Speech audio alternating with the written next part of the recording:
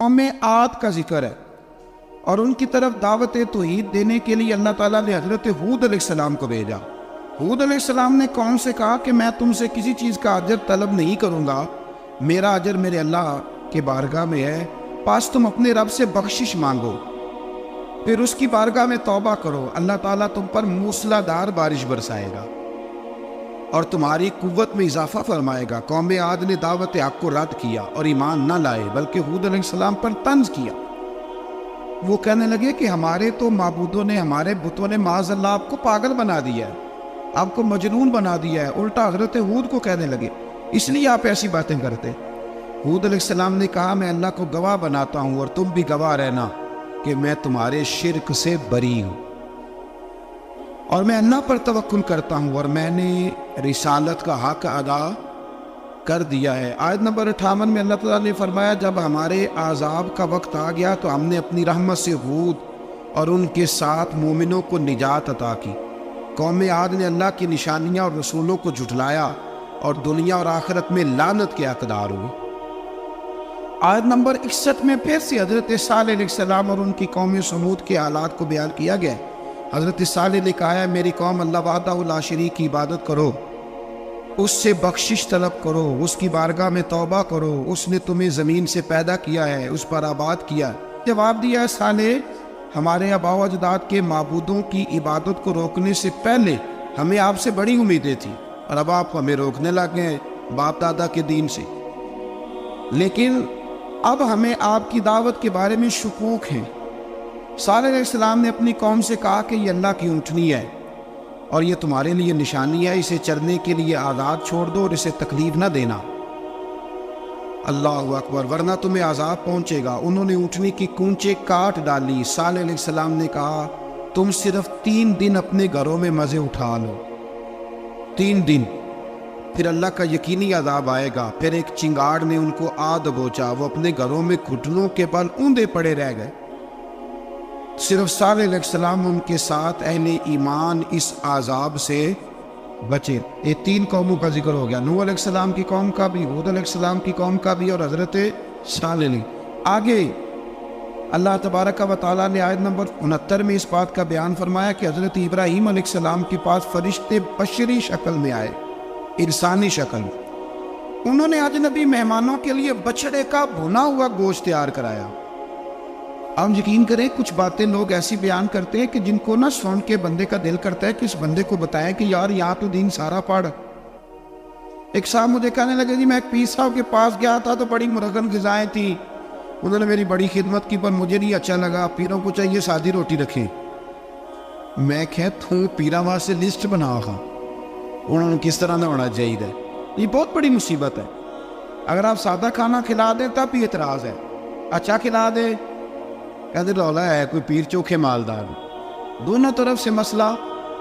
تو کہنے لگا جی نہیں پیروں کا کیا کام ہے، وہ کڑائیاں اور وہ سارے۔ تو پھر میں نے انہیں کہا کہ آپ اس طرح کریں، گھر جا کے نا تو 12ویں سپارے کی تلاوت کریں۔ حضرت ابراہیم نے اپنے مہمانوں کے لیے بھونا ہوا کھانا تیار فرمایا تھا۔ تو آپ کیا کہیں گے کہ حضرت ابراہیم درویش نہیں تھے؟ عجیب بات ہے بھئی، آپ ہر بات میں اڑ جاتے ہیں۔ دین ہم نے وہ لینا ہے جو اللہ کا قرآن ہمیں دیتا ہے اور رسول اللہ کی حدیث ہمیں دیتی ہے۔ جب انہوں نے دیکھا کہ مہمان کھانے کی طرف ہاتھ نہیں بڑھا رہے تو ان کو ڈر محسوس ہوا۔ حضرت ابراہیم کو فرشتوں نے کہا کہ ہمیں قوم لوط علیہ السلام کے عذاب کے لیے بھیجا گیا ہے۔ حضرت ابراہیم کی بیوی کھڑی تھی، اس پر وہ مسکرائی تو فرشتوں نے اللہ کی طرف سے انہیں حضرت اسحاق علیہ السلام اور اس کے بعد حضرت یعقوب علیہ السلام کی بشارت عطا۔ اسحاق علیہ السلام حضرت ابراہیم کے بیٹے ہیں اور یعقوب علیہ السلام پوتے ہیں، اور یعقوب علیہ السلام کے بیٹے یوسف علیہ السلام۔ ہاں اللہ اگر چاہے تو 7 نسلوں میں نبوت رکھ دیتا ہے اگر اس کی منشا ہو۔ تو حضرت یعقوب کی بشارت دی۔ انہوں نے حیرت سے کہا کہ ہم دونوں میاں بیوی تو بوڑھے ہیں، اس عمر میں اولاد کیسے ہوگی؟ تو فرشتوں نے جواب دیا اے ابراہیم کے گھر والوں، تم پر اللہ کی رحمتیں اور برکتیں ہوں، اللہ کی قدرت پر تمہیں کیوں تعجب ہے؟ اللہ فرماتا ہے کہ بیٹے کی بشارت سن کر ابراہیم کا خوف دور ہو گیا اور پھر وہ قوم لوط کے بارے میں گفتگو کرنے لگے۔ ابراہیم بہت بردبار، اللہ سے آہوزاری کرنے والے اور اس کی طرف رجوع کرنے والے تھے۔ اللہ تعالیٰ نے حضرت ابراہیم علیہ السلام کو فرمایا، اے ابراہیم، اس گزارش سے آپ گریزاں رہیں، اس کا یقینی فیصلہ ہو چکا ہے اور ان پر نہ ٹلنے والا عذاب نازل ہو کے رہے گا۔ وہ کیا گناہ کرتے تھے؟ لوط علیہ السلام کی قوم میں میں نے بتایا تھا، مرد مردوں سے بدفعلی کرتے۔ تو حضرت ابراہیم نے بھی عرض کی، بار بار گزارش بحث کی کہ اللہ مہربانی فرما ان کا عذاب۔ آپ دیکھیں نبیوں کے حوصلے کتنے بڑے ہیں، قومیں تنگ کرتی ہیں اور طرح طرح کی باتیں کرتی ہیں، اور پیغمبر پھر بھی کہتے ہیں یا اللہ مہربانی فرما، اے اللہ ان سے عذاب۔ آیت نمبر 77 میں حضرت لوط علیہ السلام کی قوم کی بدعمالیوں اور لوط علیہ السلام کے اپنی قوم کو بدعمالیوں کے باعث فرشتوں کی آمد، قوم کے بدعمال لوگوں کے دوڑ کر آنے اور حضرت لوط کو ان کے سمجھانے اور ان کے انکار پر مضطرب ہونے کا ذکر ہے، جس پر فرشتوں نے حضرت لوط کو تسلی دی کہ آپ فکر نہ کریں، ہم آپ کے رب کے فرشتے ہیں، یہ آپ اور ہم تک نہیں پہنچ سکیں گے۔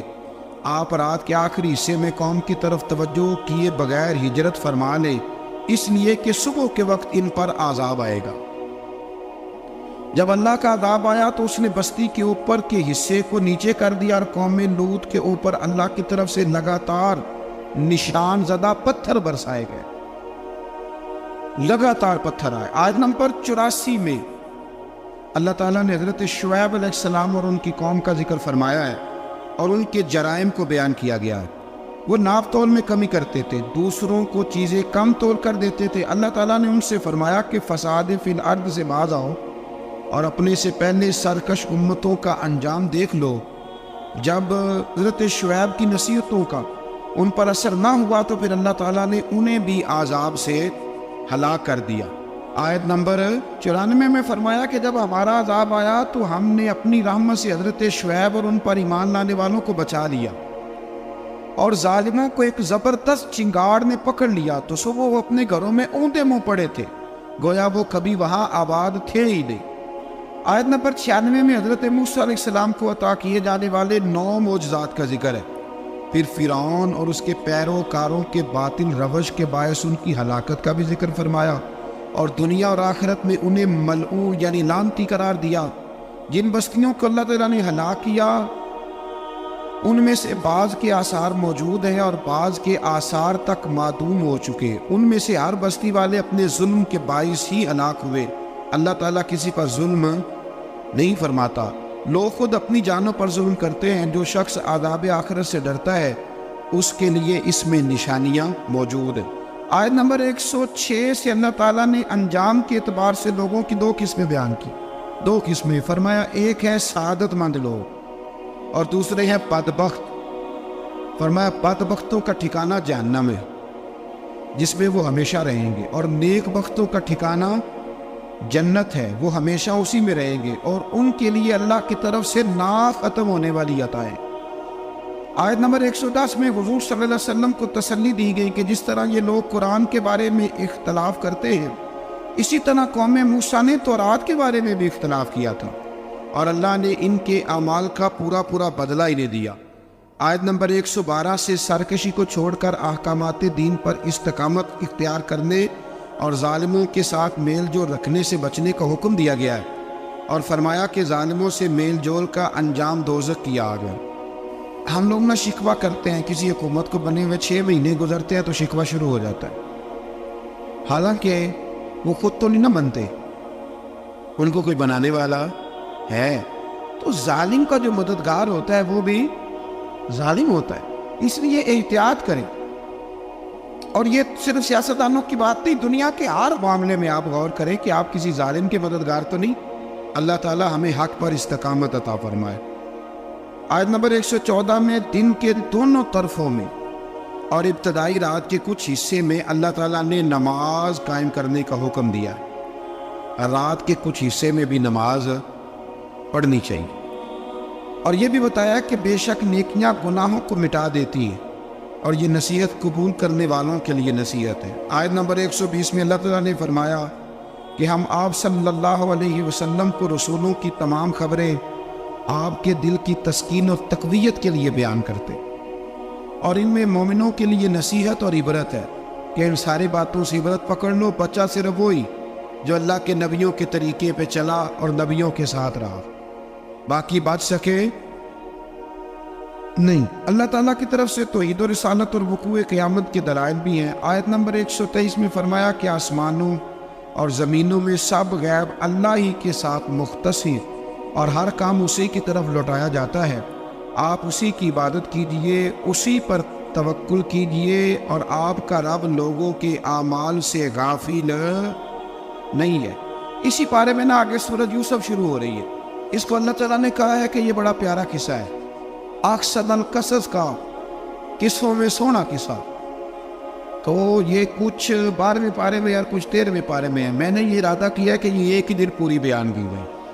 ایک بزرگ کی بات لکھی جو تابعی ہے، وہ فرماتے ہیں کہ ان بزرگوں کا طریقہ یہ تھا کہ وہ لوگوں سے چھپ کے پہاڑ کے پیچھے عبادت کرتے تھے، اور پوزیشن ان کی یہ تھی کہ کسی سے ملتے نہیں تھے، بالخصوص فجر کی نماز سے لے کر عصر کی نماز تک بکریاں رکھی ہوئی تھیں، ان کو چراتے رہتے تھے فرات کے کنارے اور نفل پڑھتے رہتے تھے۔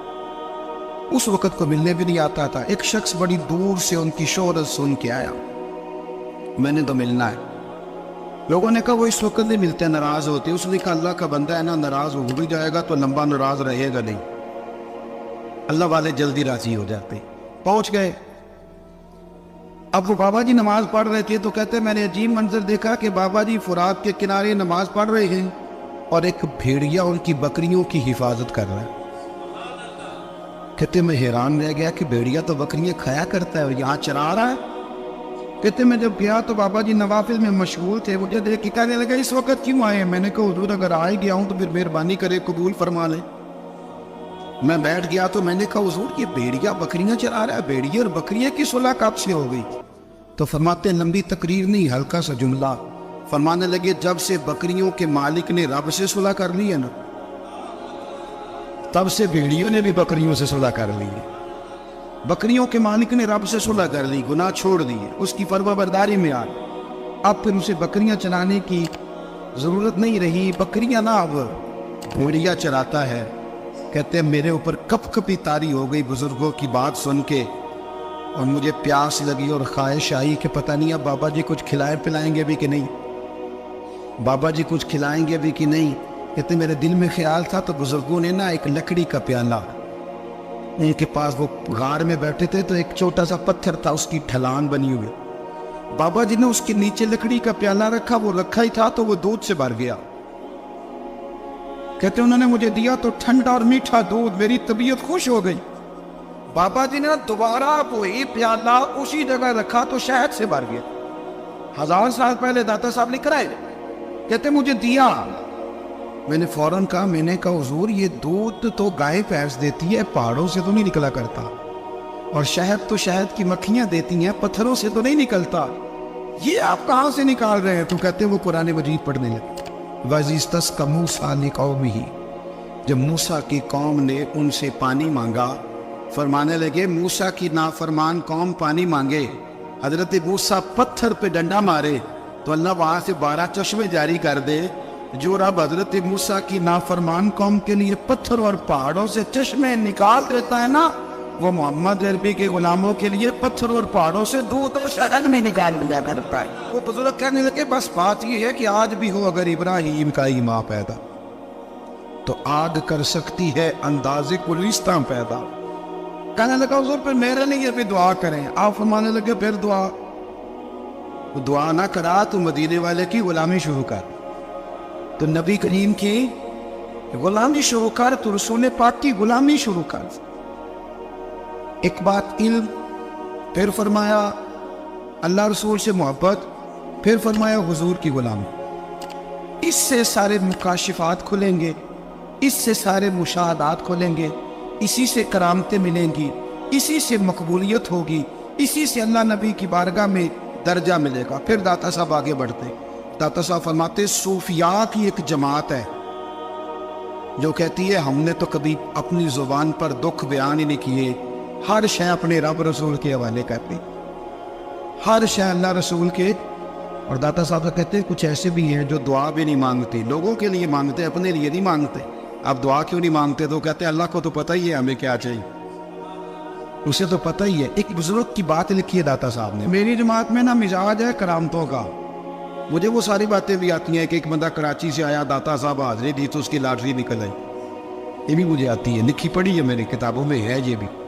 ایک بندہ، یہ ساری باتیں نا آتی ہیں کرامتوں میں، بڑی ساری چیزیں لوگ بیان کرتے ہیں کہ میں وہاں آیا اور میں نے حاضری دی تو موج لگ گئی، یہ ساری باتیں آتی ہیں۔ ہمارے پرانے بزرگ اور بھی کسے سنایا کرتے تھے، ساری ہمیں چیزوں کا پتہ، پر جو عنوان ہے نا وہ حضرت شیخ ابو نور کہتے ہیں کہ ایک بندہ داتا صاحب کے مزار پہ گھوم رہا تھا، داتا 10 روپے دے، 10 روپے دے، 10 روپے دے، تو ایک بندہ بڑی دیر سے اسے دیکھ رہا تھا، وہ کہنے لگا داتا نے تجھے کیا دے دے؟ ادھر آ، میں دوسرے 10 دیے۔ بندہ بڑا حسین تھا، ہنس پڑا، کہنے لگا داتا تیرے بھی صدقے جاؤں۔ دن آنے لگا تو منکر سے ہی دلوا دیے، جو نہیں مانتا اسی سے دلوا دیے۔ وہ بڑا پریشان ہوا، میں اور چکر میں تھا، اس نے میرے اوپر جڑ دی ہے بات، کہنے لگا داتا تیرے صدقے جاؤں۔ تو یہ ساری باتیں کتابوں میں موجود ہیں، لوگوں نے اپنے اپنے مشاہدات جو جس کے ساتھ پیش آئے اس کے بیان کیے ہیں۔ بہت ساری باتیں قابل بیان ہیں، پر جو عنوان ہے میں اس پہ رہنا چاہتا ہوں۔ داتا صاحب رحمۃ اللہ علیہ فرماتے ہیں ہماری تعلیمات کہ اپنے دکھ درد دنیا داروں سے بیان نہیں کرتے، سوال کا دروازہ لوگوں کے سامنے کھولنا اللہ والوں سے کہیں گے کبھی کہنا ہوگا، تو دنیا داروں سے کہنا۔ کہتے ایک شیخ احمد نام کے بزرگ تھے، ساری زندگی کسی کو کام نہیں بتایا، ساری زندگی بڑی مشکلات آئیں، پر کبھی اپنی ذات پر سوال کا دروازہ نہیں کھولا۔ ایک ایسی مشکل آئی کہ جو حل ہی نہیں ہوتی تھی، کسی نے ان پر کوئی الزام لگا دیا۔ ابو مسلم نام کا ایک بادشاہ تھا، اس کی حکومت تھی، اس نے پکڑ کے قید میں ڈال دیا۔ اب قید میں ہی جرم لگ گیا ہے، فرد جرم عائد ہو گئی ہے، جیل میں ہے۔ لوگ کہنے لگے حضرت جی اپنی صفائی میں کچھ کہیں، اور مانے لگے ساری زندگی بندوں سے کچھ نہیں کہا۔ اللہ رسول کو پتہ ہے میں بے گناہ ہوں، مجھے کہنے کی ضرورت نہیں۔ داتا غازی بخش علی حجویری نے لکھا ہے، داتا صاحب کہتے تو یقین کامل تو پیدا کر، تو ایمان تو پختہ کر۔ داتا صاحب کہتے ہیں وہ ابو مسلم جو بادشاہ تھا وہ نیک آدمی تھا، اسے رات کو خواب میں نبی کریم کی زیارت نصیب ہوئی، اور حضور سید عالم صلی اللہ علیہ وسلم فرمانے لگے تو نے اللہ کا ایک نیک بندہ جیل میں ڈال دیا ہے، ڈر نہیں آتا، وہ تو بے گناہ ہے۔ بادشاہ آدھی رات کو خود اٹھا، داتا صاحب فرماتے ہیں کسی گارڈ کو نہیں بھیجا، پولیس والے کو نہیں بھیجا، جیلر سے نہیں، خود گیا، جا کے جیل کا دروازہ کھولا، دروازہ کھول کے اس درویش کو آزاد کیا، کہنے لگا بابا جاؤ، مجھے پتہ چل گیا بے گناہ ہے۔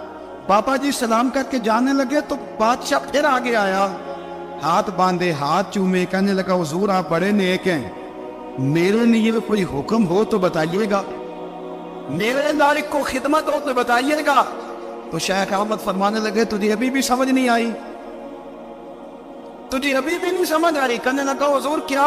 فرمانے لگا جو تہجد کے وقت تجھے اٹھا کے مجھے رہا کرنے بھیج سکتے ہیں وہ میری کوئی ضرورت باقی رہنے دیں گے؟ مجھے وہ ضرورت پڑے گی کسی اور پہ دینے کی؟ جو تہجد کے وقت تجھے اٹھا کے بھیجتے ہیں کہ جا کھول جا کے دروازہ، وہ ضرورت رکھیں گے میری؟ ضرورت مجھے رہے گی کہ میں تجھے اور وہی کام آدمی میں تجھے سمجھ نہیں آئی؟ وہ داتا علی حجویری رحمت اللہ علیہ فرماتے ہیں میں ہماری طبیعت ہے، ہم نے بندوں سے دل لگا لیا، دل اللہ رسول سے لگاؤ، کسی بندے سے لگانا تو اس سے لگاؤ جو اللہ والا ہو۔ اختلاف شدت کا تھا، ابو سفیان آئے حضور کی بارگاہ میں، آئے کس لیے؟ مکے میں قحط پڑ گیا ہے، بارش نہیں ہوتی، ادھر سمامہ بن اسال یمامہ قبیلے کے سربراہ کلمہ پڑھ کے مسلمان ہو گئے، ساری گندم اس قبیلے سے آتی تھی۔ سمامہ کہنے لگا تم میرے مصطفیٰ کو نہیں بانٹتے، کوئی گندم نہیں پار جاؤ، ایک بارش کوئی نہیں، دوسری گندم کوئی نہیں۔ ابو سفیان تڑپ کے در رسول پہ حاضر ہوئے۔ ابھی تھوڑے دن گزرے ہیں احد میں حضور کے دانت شہید کیے، ابھی تھوڑے دن گزرے حضور کو ستایا ہے، ابھی تھوڑے دن گزرے حضرت امیر حمزہ کا کلیجہ نکال کے چبایا ہے، ابھی تھوڑے دن گزرے حضرت انس بن نضر کی گردن کاٹی، ابھی تھوڑے دن گزرے عبداللہ بن جحش کے ٹکڑے کیے، ابھی تھوڑے دن گزرے حضور کو ستایا ہے، تڑپایا ہے۔ پر حضرت علی شیر خدا فرماتے میں ماننے والا اس رسول کا ہوں، اس کے دانت شہید ہو گئے، عہد کے اندر ساری داڑھی لہو سے بھر گئی، فرماتے میں رو پڑا اور میں نے کہا محبوب آپ نہیں مجھ سے برداشت ہوتا، دعا کریں اللہ ان پہ عذاب نازل کرے۔ آئے ہاتھ آپ دعا کریں گے تو اللہ تبارک و تعالیٰ 2 پہاڑیوں میں پیس ڈالے گا۔ حضرت علی کہتے ہیں میں نے عرض کی تو حضور نے ہاتھ اٹھائے اور دعا کیا دی، اللہم اہد قومی فإنہم لا یعلمون، اے اللہ میری قوم کو ہدایت دے دے، یہ جانتے نہیں یہ کیا کر رہے ہیں۔ اللہ انہیں ہدایت دے۔ اخلاقی اصلاح کا معیار، تھوڑے دن پہلے حضور کے ساتھ یہ رویہ، ابو سفیان اب بے حال ہو گئے، بچے بھوک سے مرنے لگے، جانور پیاس سے مرنے لگے۔ ابو سفیان چھپتا چھپاتا کہنے لگا چارہ کوئی نہیں، مصطفیٰ کے پاس جانا ہی پڑے گا۔ ابو سفیان مدینے پہنچ گئے۔ جب پہنچے نا تو ابو سفیان کی اپنی صاحبزادی حضرت ام حبیبہ ام المومنین تھی، رسول اللہ کی زوجہ تھی۔ ابو سفیان جب آئے تو حضرت ام حبیبہ کے پاس سیدھے ان کے گھر گئے بیٹی سے ملنے۔ حضور کا بستر بچھا ہوا، حضرت ام حبیبہ حضور کی زوجہ ام المومنین بستر بچھا، ابو سفیان بیٹھنے لگے، جناب ام حبیبہ کہنے لگی ابا جی ٹھہر جائے، وہ ٹھہرے تو بستر سمیٹ دیا۔ کہنے لگے بیٹی شاید تیرے گھر میں کوئی قیمتی بستر نہیں، غربت چھپانے کے لیے بستر سمیٹ رہی ہو۔ جناب ام حبیبہ کہنے لگی ابا تو مسلمان نہیں نہ ہوا، ابھی تیری سوچ کافروں جیسی ہے، تو یہاں آ کے کھڑا ہونا جہاں میں کھڑی ہوں، پھر تجھے رسول اللہ کی محبت کے رنگ کا پتہ چلے، تو ابھی کھڑا وہاں ہے جہاں تجھے کفر ہی کفر سنائی اور سجائی دیتا ہے۔ بستر اس لیے نہیں سمیٹا کہ معاذ اللہ کم قیمت تھا، میں نے اس لیے سمیٹا ہے کہ وہ نجس ہے، ناپاک ہے، ابھی کلمہ نہیں پڑھتا۔ اور یہ اس رسول کا بستر ہے کہ جو بستر میں موجود ہوتے ہیں تو جبرائیل امین قرآن لے کے تشریف لے آتے ہیں، تیرا وجود اس قابل نہیں کہ یہاں بٹھایا جائے۔ نبی محمد صلی اللہ علیہ وسلم کی بارگاہ تک ابو سفیان آئے۔ ابو سفیان کہتے مجھے امید نہیں تھی، ابھی سوچ نہیں نا بدلی، کہتے مجھے امید نہیں تھی، میرا خیال تھا وہ شکوے کریں گے، شکایتیں کریں گے، وہ کہیں گے تم نے بھی تو بڑا کچھ کیا ہے نا۔ ابو سفیان کہتے ہیں میں قربان جاؤں، میں نے یہ رنگ دیکھا تو مدینے کی فضا ویسے ہی بڑی ٹھنڈی تھی، لیکن مصطفیٰ کریم کے ساتھ جب میں نے بات کی تو میرے وجود پر گریہ طاری ہو، میرے اوپر کیفیت طاری ہو گئی، میں تڑپنے لگا۔ کہتے ہیں میں نے کہا محبوبہ میں آیا ہوں، آپ کا کلمہ پڑھتے ہی سمامہ نے قدم بند کر دی ہے، بارشیں رک گئی ہے، مکے کے لوگ بھوک اور پیاس سے مرنے لگے ہیں، محبوبہ بیٹیاں روتی ہیں، یا رسول اللہ مائیں ان کی چھاتیوں میں دودھ خشک ہو گیا ہے، بچے بلکتے ہیں۔ ابو سفیان کہتے ہیں میں دشمن تھا، سارے مکے کے لوگ دشمنی کرتے تھے، لیکن جب میں نے یہ لفظ کہے نا اچانک میری نظر اٹھی تو مصطفیٰ کریم کی تو آنکھیں آنسو برسا رہی۔ کہتے ہیں میری بات بھی مکمل نہ ہوئی، حضور نے پہلے رکا منگوایا سمامہ کے نام، فرمایا پہلے تو انہیں غطا اپنی مرضی سے دیتا تھا، اب تیرے نبی کا حکم ہے کہ پہلے سے بڑھ کر تو نے غلہ دینا ہے۔ اور پھر میرے مصطفیٰ نے ہاتھ اٹھائے۔ اور بھائی مشکل ہوتا ہے، مشکل ہوتا ہے، سگے بھائی کے لیے لوگ دعا نہیں کرتے، تو میرا شریکہ ہے، ساس بہو کے لیے بہو ساس کے لیے دعا نہیں مانگتی، کہتے اختلاف ہے، لوگ لوگوں کی زندگی نہیں مانتے، بیماری پہ شفا نہیں مانتے۔ ابو سفیان کہتے آپ نا کہ ناز تیرے قربان جاؤں، حضور نے ہاتھ اٹھائے اور کہا ہے اللہ مکے کی سنگلاخ پہاڑیوں پہ بارش برسا، اے اللہ کھیتیاں ہری کر دے، اے اللہ ماؤں کی چھاتیوں پہ دودھ بھر دے، اللہ عورتوں کو تازگی دے دے، بچوں کو رانائی دے دے، پھلوں پھولوں کو تازگی دے دے۔ اب اس پہ کہتے پہلے حضور رو رہے تھے، اور جب نبی پاک کی دعا دیکھی تو میں نے رونا شروع کر دیا، میں نے رونا شروع کر دیا۔ کہتے واپس آیا تو وہ احساس کہ یار یہ میں کس شخص سے مل کے آیا ہوں، یہ کس قسم کے آدمی سے مل کے آیا ہوں، یہ کیسا رنگ گیا، یہ کس قسم کا انداز ہے کہ جس کو میں پتھر مارتا رہا وہ میرے لیے دعائیں لے کے بیٹھا ہوا ہے، اس کو ساری زندگی ستایا ہے، وہ میرے بچے کے لیے روتا ہے، میری بیٹی کے لیے اس کی آنکھ میں آنسو ہے، وہ ہمارے لیے تڑپ رہا ہے۔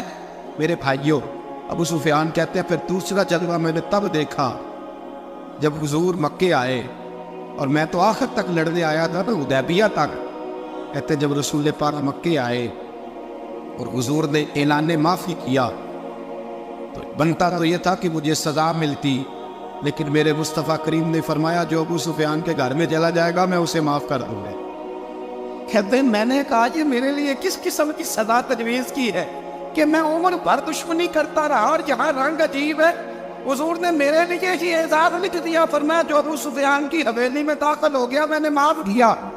ابو سفیان کہتے پتہ نہیں کتنے پردے تھے جو اٹھ گئے، پتہ نہیں کتنی منزلیں تھیں جو طے ہو گئی، پتہ نہیں کتنے جلوے تھے جن کا نظارہ ہو گیا، اور میں نے غور سے چہرہ دیکھا تو میری آنکھوں سے پٹی اتر گئی اور مجھے عبداللہ کے یتیم بیٹے کے پیچھے محمد الرسول اللہ کے جلوے نظر آنے شروع ہو۔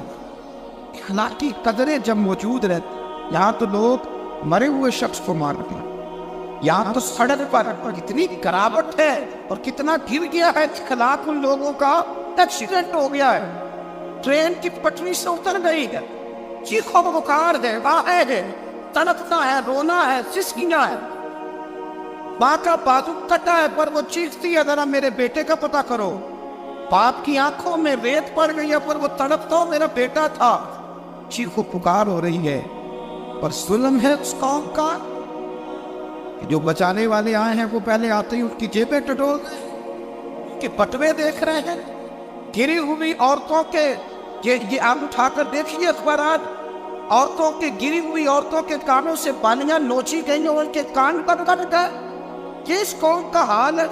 اقبال کہتے ہیں جنہیں آتا نہیں دنیا میں کوئی فن تم ہو اور بیچ کھاتے ہیں جو بزرگوں کا کفن تم ہو، تم وہ لوگ ہو جو کفنوں پہ سودے کرتے ہو، جو قبروں پہ سودے کرتے ہو، یہ لوگ تجارتیں کر رہے ہیں، اخلاقی پستی کا یہ عالم کہ لوگ قبروں پہ سجدے کرتے ہیں، بیٹے بیچ کے دہیز خریدتے ہیں، غریب کی بیٹی روز تڑپتی ہے، روتی ہے، روز سسکیاں لیتی ہے کہ کہاں سے وہ دروازہ کھلے گا، جب میں بھی جب سہاگن ہوں گی، جب میرا باپ بھی عزت کے ساتھ مجھے رخصت کرے گا، اور غریب آدمی بیٹی کی شادی کے بعد اتنا دکھی رہتا ہے، وہ بھی کم ہی لوگ جانتے ہیں، وہ بھی وہی لوگ جانتے ہیں جو اس منظر سے گزرتے ہیں۔ ہمارا اخلاقی معاملہ اس قدر زیادہ تباہی کا شکار ہے۔ میرے مصطفیٰ کریم سید عالم نور مجسم صلی اللہ علیہ وسلم جذبات کا خیال رکھتے، احساسات کا خیال رکھتے، تصورات کا۔ او بھائی اس سے بڑا اخلاق کا مظاہرہ کہاں سے لینے جاؤ گے؟ کہ آپ اللہ کے لال فرماتے ہیں میرا دل کرتا ہے نماز لمبی پڑھاؤ، نماز اللہ کی نماز، دل کرتا ہے تب بھی نماز پڑھاؤ، میں نبی سور سے تلاوت کروں، میں پڑھ کے رب کریم کا قرآن پڑھوں، میں عطا تبارک و تعالیٰ کی قرآن مجید کے ذائقوں میں کھو جاؤں۔ لیکن حضور فرماتے نماز میں کسی بچے کے رونے کی آواز آتی ہے، کسی بوڑھے کی ہائے کی آواز آتی ہے، کسی بیمار آدمی کی ہائے کی آواز آتی ہے۔ نبی پاک فرماتے میں اللہ کی نماز چھوٹی کر دیتا ہوں، اللہ کے بندوں کا خیال کرتا ہوں، میں رب کی نماز چھوٹی کر دیتا ہوں، رب کریم کے بندوں کا خیال کرتا ہوں۔ خدا کے بندے تو ہیں ہزاروں، پنوں میں پھرتے ہیں مارے مارے، میں اس کا پتا بنوں گا جس کو خدا کے بندوں سے۔